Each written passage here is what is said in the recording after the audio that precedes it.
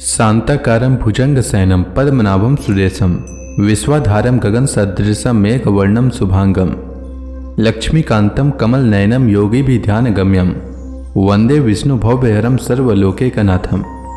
मंगलम भगवान विष्णु मंगलम गरुड़ध्वज मंगलम पुंडरीकाक्ष मंगलाय तनोहरि। ओम नमो भगवते वासुदेवाय। आज का दिन आप सभी के लिए मंगलमय हो। आइए सुनते हैं आषाढ़ मास कथा का 16वां अध्याय। कल के अध्याय में मैंने परशुराम जी के द्वारा क्षत्रिय संहार और विश्वामित्र जी के वंश की कथा सुनाया था। आज आगे की कथा का वर्णन करते हुए श्री सुखदेव जी महाराज राजा परीक्षित से कहते हैं, परीक्षित, राजेंद्र पुरुरवा का एक पुत्र था आयु। उसके 5 लड़के हुए, नहुस, छत्रविद, रजी, शक्तिशाली रंभ और अनेना। अब छत्रविद का वंश सुनो।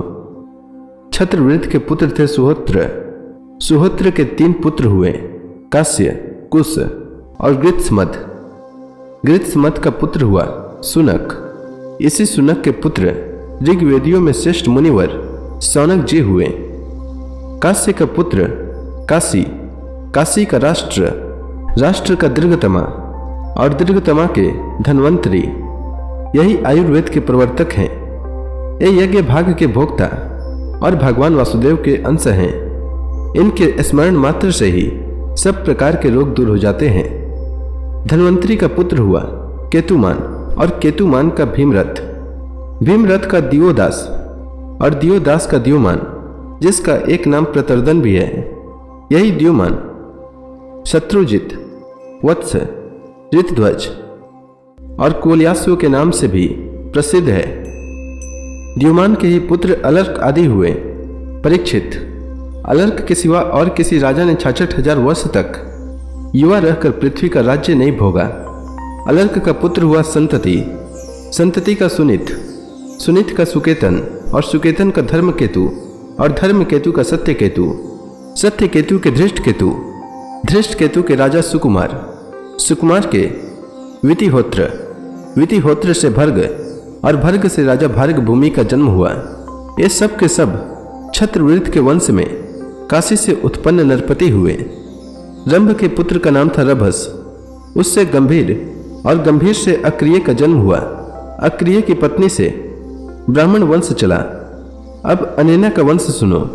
अनेना का पुत्र था सुध, सुध का सुचि, सुचि का त्रिककुद और त्रिककुद का धर्मसारथी। धर्मसारथी के पुत्र थे शांतरय। शांतरय आत्मज्ञानी होने के कारण कृतकृत्य थे। उन्हें संतान की आवश्यकता न थी। परीक्षित, आयु के पुत्र रजी के अत्यंत तेजस्वी 500 पुत्र थे। देवताओं की प्रार्थना से रजी ने दैत्यों का वध करके इंद्र को स्वर्ग का राज्य दिया, परंतु वे अपने प्रहलाद आदि शत्रुओं से भयभीत रहते थे। इसलिए उन्होंने वह स्वर्ग फिर रजी को लौटा दिया और उनके चरण पकड़कर उन्हीं को अपनी रक्षा का भार भी सौंप दिया। जब रजी की मृत्यु हो गई, तब इंद्र के मांगने पर भी रजी के पुत्रों ने स्वर्ग नहीं लौटाया। वे स्वयं ही यज्ञों का भाग भी ग्रहण करने लगे।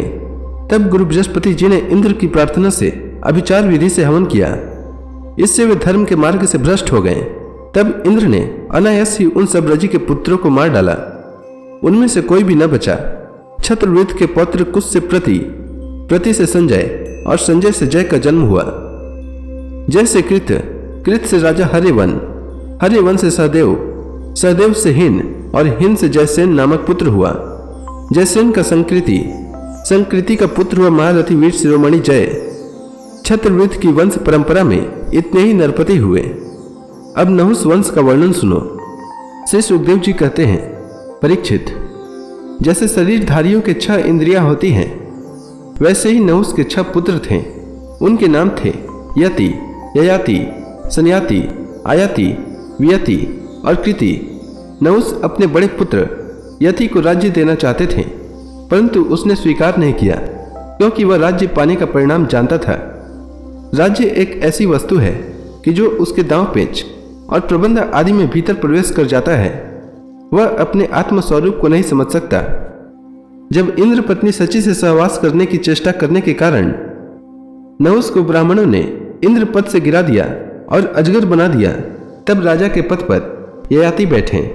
ययाति ने अपने 4 छोटे भाइयों को 4 दिशाओं में नियुक्त कर दिया और स्वयं शुक्राचार्य की पुत्री देवयानी और दैत्यराज वृषपर्वा की पुत्री शर्मिष्ठा को पत्नी के रूप में स्वीकार करके पृथ्वी की रक्षा करने लगा।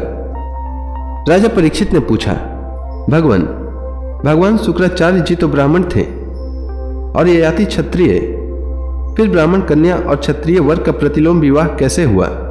इसके आगे की कथा में श्री सुखदेव जी महाराज क्या कहते हैं वह मैं कल के अध्याय में सुनाऊंगा।